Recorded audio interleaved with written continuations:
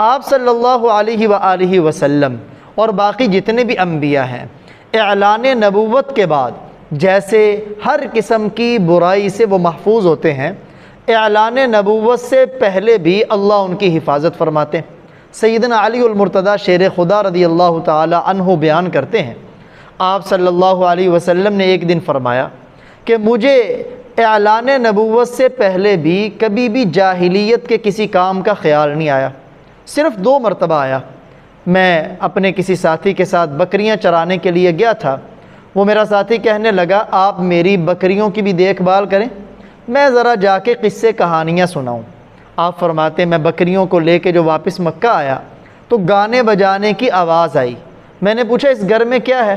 تو بتایا گیا ان کے ہاں خوشی کا دن ہے، کوئی شادی کا موقع ہے۔ آپ نے فرمایا میں نے بھی اندر قدم رکھا، جو ہی جا کے بیٹھا میری آنکھ لگی اور مجھے نیند آ گئی اور اللہ نے میرے کانوں کے اوپر مہر لگا دی۔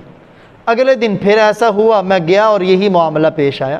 آپ صلی اللہ علیہ وسلم فرماتے ہیں پھر گانے کی نفرت میرے دل کے اندر ڈال دی گئی کہ دوبارہ اس کا تصور بھی پیدا نہیں ہوا۔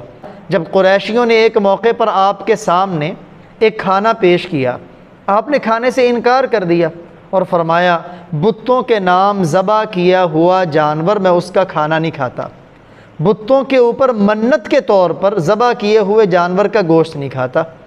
آپ نے نہ کبھی ایسا جانور کھایا اور نہ ہی کبھی اس کا خیال بھی آپ کے دل میں پیدا ہوا۔